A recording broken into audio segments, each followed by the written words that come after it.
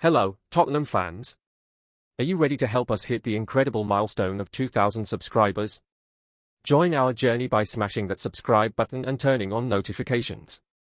Stick around until the end for exclusive Spurs content you won't want to miss. Let's build the ultimate community of Tottenham supporters together. The match between Tottenham and Aston Villa, held at Villa Park, was an important test for Ange Postecoglou's team ahead of their final against Manchester United, but it did not bring the desired result for the London side, who faced a series of difficulties against a very well-structured Aston Villa under Unai Emery's management. Villa's team remained compact and efficient, capitalising on Tottenham's weaknesses, particularly in transitions and defensive organisation, which fell short of expectations on several occasions during the match. From the start, Tottenham tried, as always, to control possession and dictate the pace of the game, but quickly found themselves under pressure from Villa, who, in addition to being solidly organised, exploited the gaps left by the visitors' defence, creating an unfavourable scenario for Postecoglou's plans. Without being able to adjust his team appropriately, Tottenham's game plan was effectively neutralised. Unai Emery's team, on the other hand, executed a highly effective tactical approach, based on constant pressure, both defensively and during transitions to attack, which made Tottenham uncomfortable for most of the match. Villa, which proved to be a well-drilled and cohesive team, knew exactly how to exploit the weaknesses of the opponent, managing to stay solid at the back while also being decisive in attack. Aston Villa was relentless in their quick counter-attacks, taking advantage of defensive positioning mistakes from Tottenham, who on several occasions appeared vulnerable to rapid counter-attacks, particularly during transitions from defense to attack, an issue Postecoglou was unable to address during the game, resulting in a performance below expectations and an undesirable outcome for the London team. Tottenham, for their part, found themselves unable to maintain control of possession in more advanced areas of the field, which limited their ability to construct fluid and dangerous attacking plays. When they attempted to press, Postecoglou's team encountered a Villa defence that was very compact and difficult to break, forcing Tottenham into rushed decisions and technical mistakes at key moments of the match. The defensive organisation issue was also evident, with the London team frequently being poorly positioned and exposed, allowing Aston Villa to exploit the gaps in transition and create numerous opportunities, putting constant pressure on Tottenham's defence.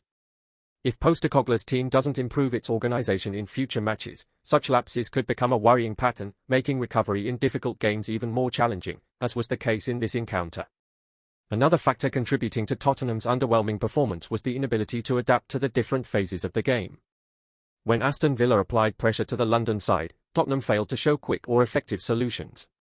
Instead, the team became stuck in their own style of play, unable to alter the dynamic when needed, which allowed Villa to feel increasingly comfortable and dominant.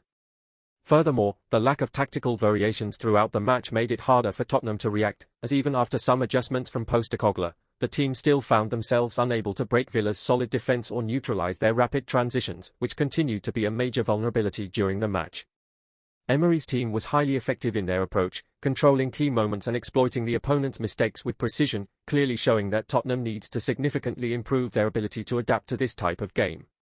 Although Tottenham tried to recover during the match, the lack of consistency in defence and collective organisation was evident, and Postecoglou's team failed to maintain the necessary focus to turn the situation around after coming under pressure from Aston Villa. The team appeared disorganised at various moments, with defensive lines spread out and vulnerable to Villa's transition play, which proved fatal as Emery's team exploited the gaps intelligently, creating dangerous situations on several occasions. Despite Tottenham's attempts to reorganise, they couldn't sustain a competitive performance at the level required for such an important match. Emotionally, Tottenham's team was also impacted by the growing pressure from Aston Villa. While Postecoglou's team tried to remain calm, Villa, playing at home and with more confidence, managed to exploit the visitors' anxiety, particularly in moments of intense pressure, which further hindered Tottenham's recovery, leaving them seemingly without answers to Villa's intensity. Tottenham's performance was thus marked by a sense of frustration and helplessness, as the team struggled to recover and correct the mistakes made during the game's critical moments, resulting in a final score that reflected a series of tactical and emotional failures throughout the match. The pressure on Postecoglou's team will increase after this result, and it will be crucial for Tottenham to reflect on what went wrong, particularly regarding their defensive organisation and how they deal with moments of intense pressure. Emery's team once again demonstrated their ability to play a pragmatic and effective game, which proved to be fatal for Tottenham, who couldn't adapt adequately to Villa's style. The next step for the London team will be to understand how to improve their defensive transitions and how to react more effectively to this type of opponent, who knows how to assert themselves and neutralise any attempts to control the game, as Villa did in this match. In the end, Tottenham failed to meet expectations and found themselves without solutions against a very well-trained opponent. The performance at Villa Park exposed some of Postecoglou's team's limitations, particularly in terms of their ability to maintain defensive organisation and react quickly to the opponent's pressure. It is crucial for the team to work on these aspects so that their overall performance becomes more balanced and less susceptible to mistakes in decisive games like this one. If Tottenham does not correct these flaws, the near future could be more challenging than expected, especially in matches against teams with the same organisation and intensity as Villa, who proved capable of neutralising any attempt by Tottenham to impose their game. Before we jump back in, here's a quick challenge for you: help us hit that massive milestone of 2,000 subscribers. Smash the like button and subscribe now. Your support keeps the content flowing and the community growing. Let's hit this goal together. Now that Tottenham has faced Aston Villa, what are your thoughts on the team's performance? Ange Postecoglou's squad encountered numerous challenges in various areas of the game, most notably in their defensive organisation and the transition from defence to attack. Considering that this was the final match before the crucial showdown with Manchester United, how do you evaluate the overall performance of the team? Tottenham struggled to maintain a consistent structure, and despite their usual focus on possession and control, they were caught off guard by Villa's tactical approach. What do you think went wrong in this encounter, and what could have been done differently for Tottenham to secure a more favourable outcome against such a well-coached and organised team as Villa? Another key point to consider is the tactical changes made by Postecoglou during the match. The manager made adjustments in an attempt to regain control, but did the substitutions have the intended impact? What's your opinion on the tactical shifts and player changes Postecoglou made throughout the game? Were the right decisions made, or did the team fail to adapt quickly enough to the pressure from Villa? It's clear that Postecoglou tried to inject fresh energy into the squad, but did the moves ultimately work in breaking down Villa's solid defensive structure? Reflecting on the game, could Postecoglou have done anything else to make the team more competitive in such a critical fixture? The inability of Tottenham to respond effectively to Villa's pressing game raises the question of whether Postecoglou should have approached the match differently. What adjustments do you believe the manager should have made to avoid the team being so exposed defensively, especially considering the importance of this game as preparation for the Manchester United final? Given that the team struggled in multiple facets of the match, do you think Tottenham has enough time to address these issues before the big final?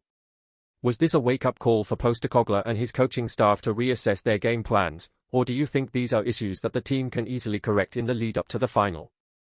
Finally, as Tottenham now sets their sights on the crucial encounter with Manchester United, how do you, as a fan, feel about the team's prospects after this disappointing display?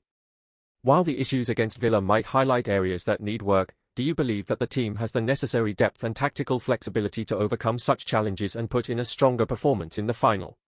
With the intensity and pressure that will come with facing United, how do you think Tottenham should approach the game tactically, and what adjustments should be made to ensure a more stable and composed performance when it matters most? Stay ahead with all the latest Tottenham updates. Hit that subscribe button and turn on notifications to ensure you're always in the loop. Love what you see? Show your support with a like and let us know your thoughts in the comments. Your voice is important to Tottenham. Don't miss out. See you in the next video.